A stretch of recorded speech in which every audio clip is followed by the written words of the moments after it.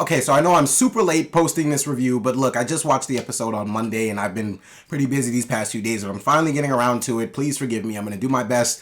Well, look, football's around the corner, so it's going to be hard to get these things posted, but we're going to do our best. I'm going to work as hard as I can to get these things out. But without further ado, let's talk about this episode.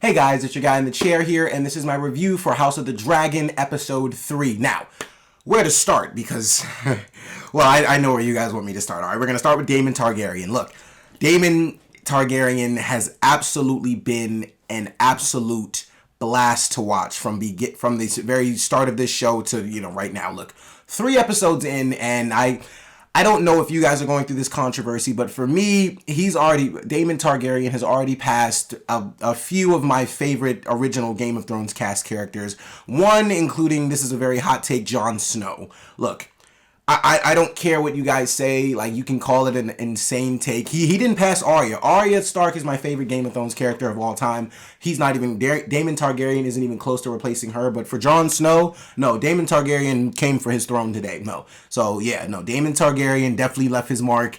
And Matt Smith, in general, has just been doing everything he can to erase your memory that he was in Morbius, because this man has demanded your attention from the very moment he stepped on screen here. You knew Daemon Targaryen was going to be a problem. You just didn't know how much of a problem he was going to be. Well, he presented that to you in this episode, because this man, once he got that letter from his brother talking about, I'm sending aid to basically take all the glory from you, and all your effort was going to be for nothing.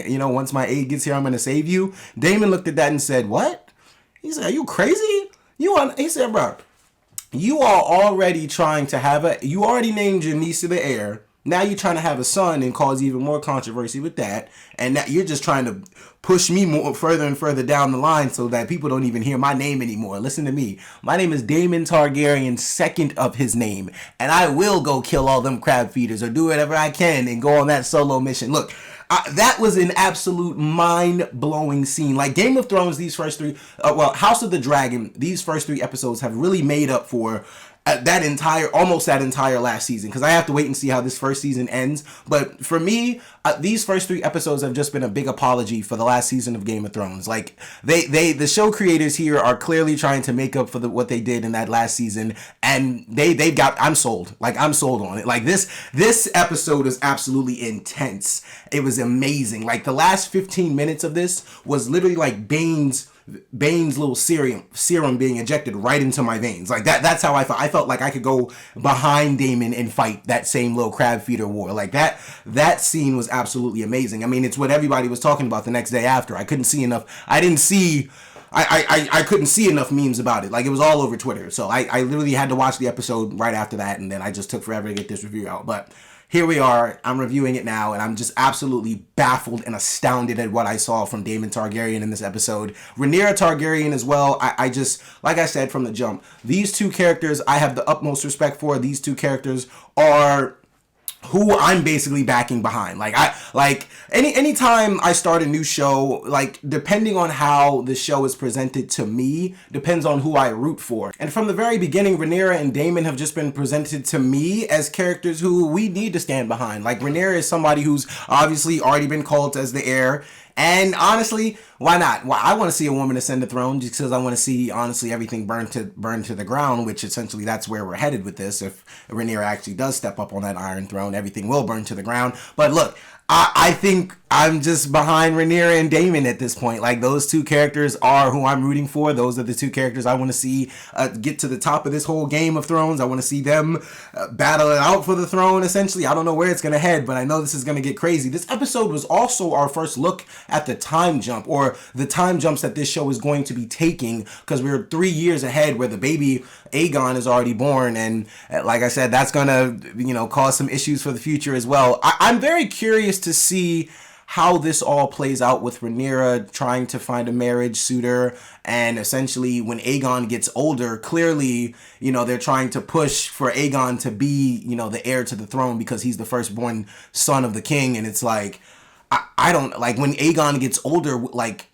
when Aegon gets older, I feel like he's going, like, you know, people are going to be in his ear telling him, like, no, you need to fight for the throne. You need to, you know, be in place for it. And I don't know. I have a strong feeling that Rhaenyra is not going to go like that. Rhaenyra and Daemon, for all I know. Like, I think those two are just not going to go for it. Aegon's not going to get anywhere near that throne. I think something really bad's coming up in these time jumps, man. But like I said, for these first 3 episodes, Game of Thrones has just been absolutely on fire. I mean, I keep calling it Game of Thrones, House of the Dragon, but I mean, I'm going to relate it to the same just because I'm getting all those original feels from this original series, and it's absolutely astounding. I am amazed at what I've seen so far from this series. Like, I absolutely adored this episode from beginning to end. For Matt Smith to only have like 2 words of dialogue and be one of the most impactful characters in this episode, and honestly in this series so far, like, well, he's had more than 1 line of dialogue, but as this episode goes, he's only had like 1 or 2 lines of dialogue, and he was the most impactful character without a doubt.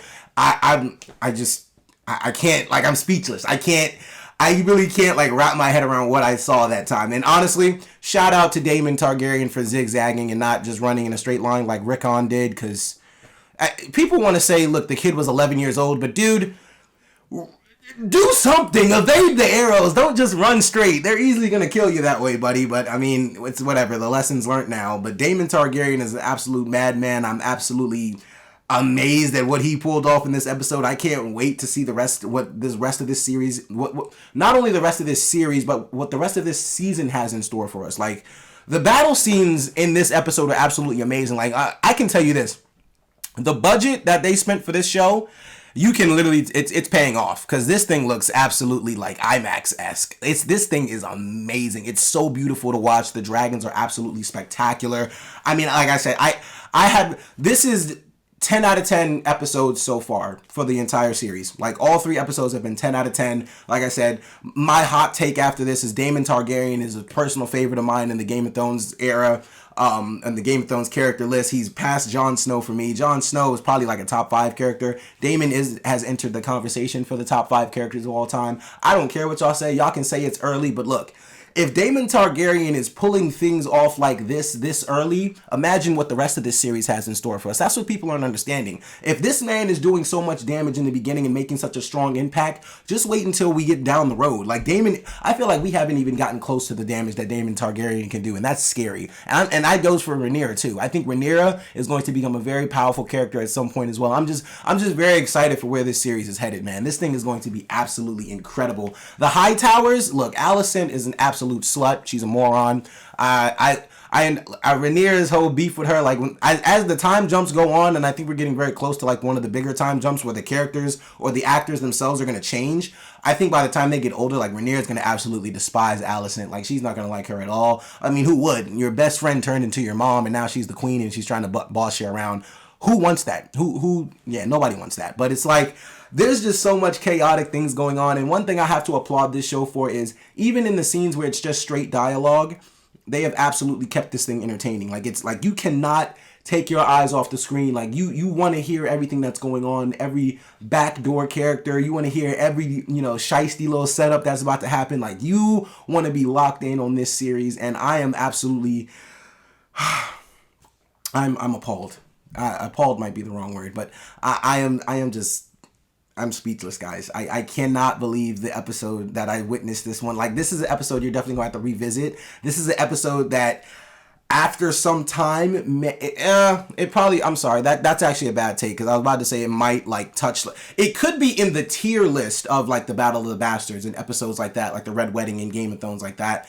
It could be in that tier at some point, but I think we have to wait a little longer before we get the answer to that. But as far as this episode goes, look, I was speechless. I was mind blown. I was absolutely on the edge of my seat for the last 15 minutes of this thing. Like I said, it's literally Bane serum being injected into my veins for this thing. I absolutely adored this episode.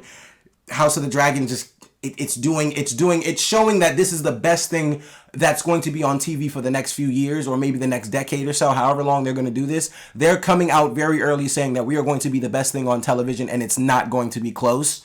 And I'm going to need the rest of TV to step up. I'm going to need TV to step up, because House of the Dragon is trying to run away with this thing called television, or they trying to take all your viewers. So, let's see. But that's my review for episode 3 of House of the Dragon. Guys, thank you so much for watching. Please be sure to like, subscribe, leave a comment down below. What do you think is going to happen in these time jumps? Do you think Aegon's going to ascend the throne? Do you think he's going to, try to backdoor Rhaenyra? Do you think the Hightower's plan is going to work? Where do you see all this going? Where do you think Daemon plays in this whole battle for the throne thing now that he's, proven that he is a worthy, king, or he's a worthy adversary to go into battle with? Where does this all lead, guys? Where is this all going? Be sure to make a conversation below, guys. Thank you so much for watching. This is your guy in the chair.